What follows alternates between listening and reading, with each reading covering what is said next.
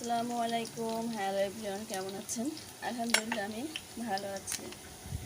তো আজকে বাসায় সবার একটু কোরমা খেতে মন চাচ্ছে, ডিমের কোরমা। তো বাসায় সব উপকরণ নাই, তো অল্প উপকরণ দিয়ে আপনারা কীভাবে ডিমের কোরমা রান্না করবেন সেটাই আজকে আমি দেখাবো। আমি এখানে একটু পেঁয়াজটা লাল করে ভেজে নিচ্ছি। তারপরে আমি ব্লিন্ডারে এখানে পেঁয়াজ, রসুন, আদা, জিরা এগুলো সব ব্লিন্ড করে নিয়েছি।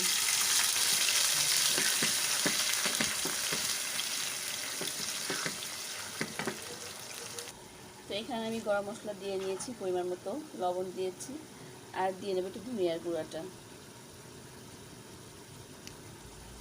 যেহেতু বাসায় কাঁচামরিচ নাই, তাই ঝালের জন্য একটু মরিচের গুঁড়ো দিয়ে নিলাম। এখন ভেজে রাখা আলু আর ডিমগুলো আমি দিয়ে দিব।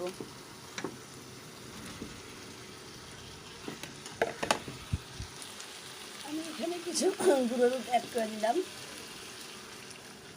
এখন একটু হালকা ঝোল দিয়ে দিব।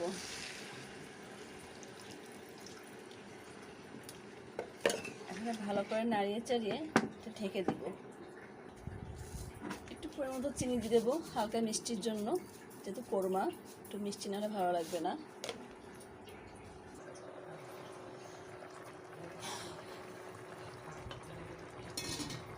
এই যে আমার ঝাল ফ্রাইটা